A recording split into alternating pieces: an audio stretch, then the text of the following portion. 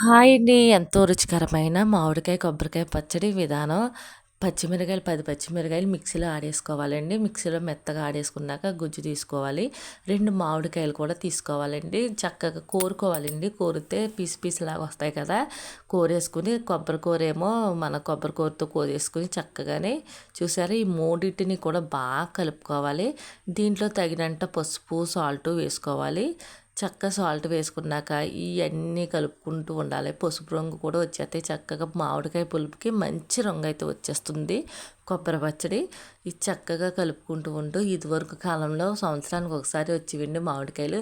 ఇప్పుడు నిత్యం దొరుకుతున్నాయి కదండి మామిడికాయలు, కొబ్బరికాయలు కూడా బాగా దొరుకుతున్నాయి.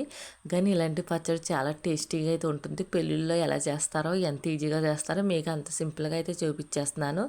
మనం ఇలాంటివి చేసుకుంటే పిల్లలు కూడా ఇంట్రెస్ట్గా తింటారండి. ఎప్పుడు మసాలా అవి అయితే ఏం తింటాము, ఇలాంటివి కూడా ఇంట్రెస్ట్గా చేసుకోవాలి కదా. కొంచెం పని అయితే పడుతుంది, పని పట్టిన రుచి అయితే ఉంటుంది కదా. దీంట్లో మనకు తాలింపుకి కావాల్సినవి పోపులండి. ఉప్మా ఉప్మా పోపులు తెలిసిందే కదా. ఆవాలు, పచ్చెనపప్పు, జీలకర్ర అన్నీ ఉప్మా పోపులు అయితే తీసుకుని కరివేపాకు, ఎల్లుల్లిపాయ, ఎండుమిర్చి, ముఖ్యంగా ఎల్లుల్లిపాయ అయితే మంచి పచ్చడికి అయితే మంచి రుచి వచ్చేస్తుందండి. తాలింపులో ముందు ఏమేస్తాం, ఎల్లుల్లిపాయలే కదా. చక్కగా ఎల్లుల్లిపాయలు ఏగుతూ ఉండగా మనం పోపులు అన్నీ వేసేసుకోవాలి. పోపులు వేసేసుకున్నాక చక్కగా కరివేపాకు, ఎండుమిర్చి అయితే ఎప్పుడు ఆకాన్ని వేసుకోవాలి. ఎందుకంటే అవి ముందు బేగా ఎగిపోతాయి కదా. అందుకనే మనం అవి లేట్గా వేసుకుని ముందు పోపులు, ఎల్లుల్లిపాయలు బాగా వేపుకుంటూ ఉంటే చక్కగా ఏగినట్టు మనకు తెలిసిపోయాక అప్పుడు కరివేపాకు, ఎండుమిర్చి వేసుకోవాలి. చూసారా కరివేపాకు, ఎండుమిర్చి వేస్తే రంగు చూసారా ఎల్లకి మారిపోయిందా. మంచి ఏదైనా రుచికైనా దేనికైనా మనకు తాలింపే మంచి రుచి వచ్చేస్తుంది. పచ్చడి ఏంటి, చారు ఏంటి, తాలింపు విధానమే బాగుండాలండి. కరివేపాకు చూసారా ఏగిన విధానం మనకు తెలిసిపోతుంది. అదిగో చూసారా చక్కగా ఏగినట్టు తెలిసిపోయాక మన పచ్చడి కలుపుకున్న పచ్చడి తాలింపులో వేసేసుకోవాలి.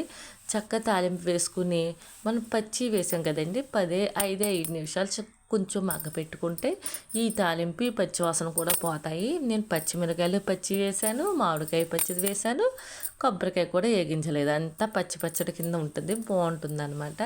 అందుకే నేను తాలింపు కొంచెం 2 కలిసేలాగా ఒక 5 నిమిషాలు మగ్గబెడుతున్నాను. బాగా మగ్గబెట్టుకుంటూ ఉంటే మంచి రుచి అయితే వచ్చేస్తుంది. అసలు ఎంత బాగుంటుంది కదా. నిలవైతే ఆగదండి, ఎందుకంటే అప్పటికప్పుడు అయిపోవాలి. మన పెళ్ళిళ్ళలో చేస్తారు కదా, అంతే టేస్టీగా అయితే మాకైతే పచ్చడి కుదిరింది. మీరు కూడా చేసేసుకోండి.